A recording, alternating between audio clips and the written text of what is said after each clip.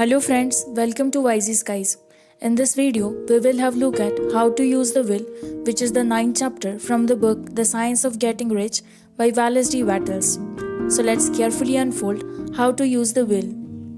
To set about getting rich in a scientific way, you do not try to apply your willpower to anything outside of yourself. You have no right to do so anyway.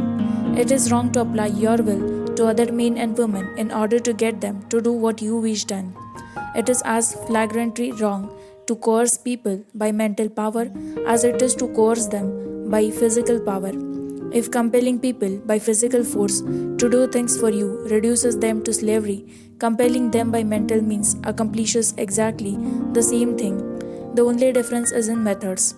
If taking things from people by physical force is robbery, then taking things by mental force is robbery also. There is no difference in principle. You have no right to use your willpower upon another person even for his own good, for you do not know what is for his good. The science of getting rich does not require you to apply power or force to any other person in any way whatsoever. There is not the slightest necessity for doing so. Indeed, any attempt to use your will upon others will only tend to defeat your purpose. You do not need to apply your will to things in order to compel them to come to you. That would simply be trying to coerce God and would be foolish and useless. You do not have to try to compel God to give you good things any more than you have to use your willpower to make the sun rise. You do not have to use your willpower to conquer an unfriendly deity or to make stubborn and rebellious forces do your bidding. Substance is friendly to you and is more anxious to give you what you want than you are to get it. To get rich, you need only to use your willpower upon yourself. When you know what to think and do, then you must use your will to compel yourself to think and do the right things. That is the legitimate use of the will in getting what you want, to use it in holding yourself to the right course. Use your will to keep yourself thinking and acting in the certain way. Do not try to project your will or your thoughts or your mind out into the space to act on things or people.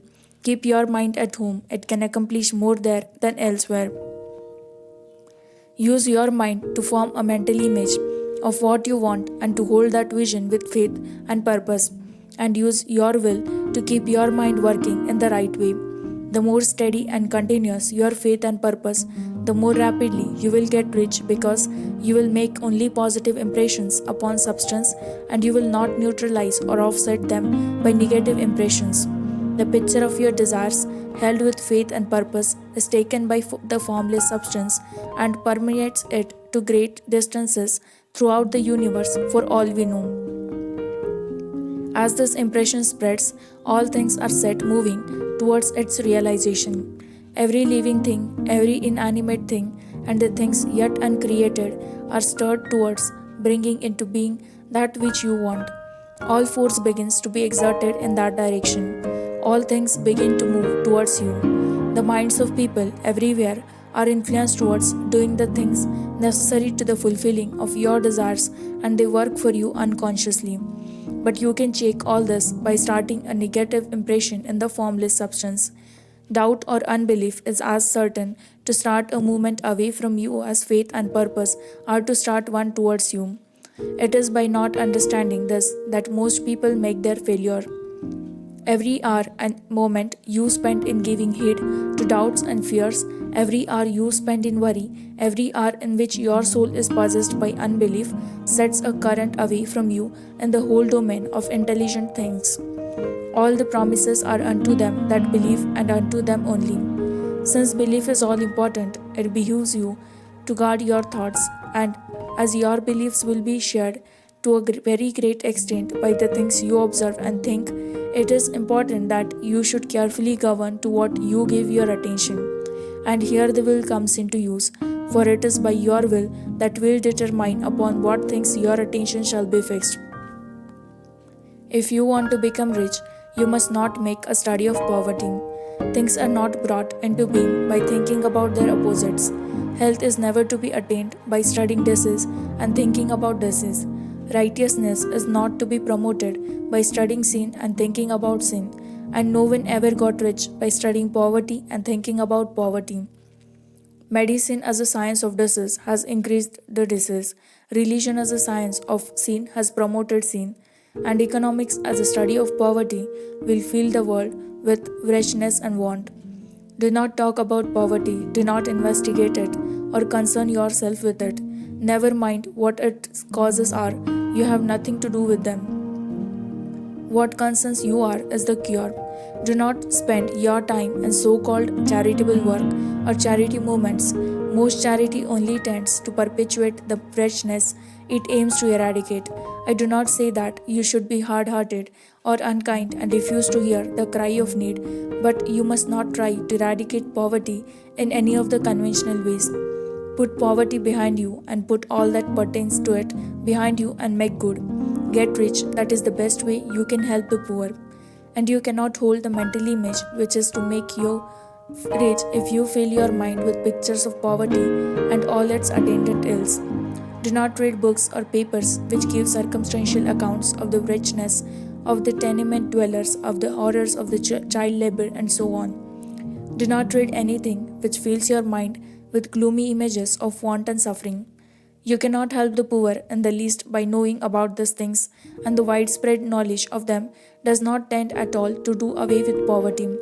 What tends to do away with poverty is not getting of pictures of poverty into your mind, but getting pictures of wealth, abundance, and possibility into the minds of the poor.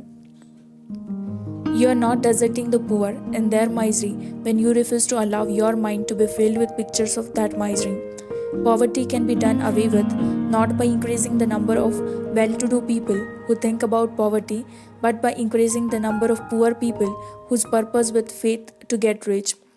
The poor do not need charity, they need inspiration. Charity only sends them a loaf of bread to keep them alive in their richness or gives them an entertainment to make them forget for an hour or two. But inspiration can cause them to rise out of their misery. If you want to help the poor, demonstrate to them that they can become rich. Prove it by getting rich yourself. The only way in which poverty will ever be banished from this world is by getting a large and constantly increasing number of people to practice the teachings of this book. People must be taught to become rich by creation, not by competition. Every person who becomes rich by competition knocks down the ladder by which he rises and keeps others down, but every person who gets rich by creation opens a way for thousands to follow and inspires them to do so. You are not showing hardness of heart or an unfeeling disposition when you refuse to pity poverty, see poverty, read about poverty, or think or talk about it, or to listen to those who do talk about it. Use your willpower to keep your mind off the subject of poverty and to keep it fixed with faith and purpose on the vision of what you want and are creating. Thank you friends for watching this video and listening to us carefully. Do subscribe to our channel Wisey Skies as we keep trying to reach out to you every single time we upload video on this channel. We keep bringing more and more informative and motivational stuff to you through our videos. So do subscribe to Wisey Skies and don't forget to press the bell icon.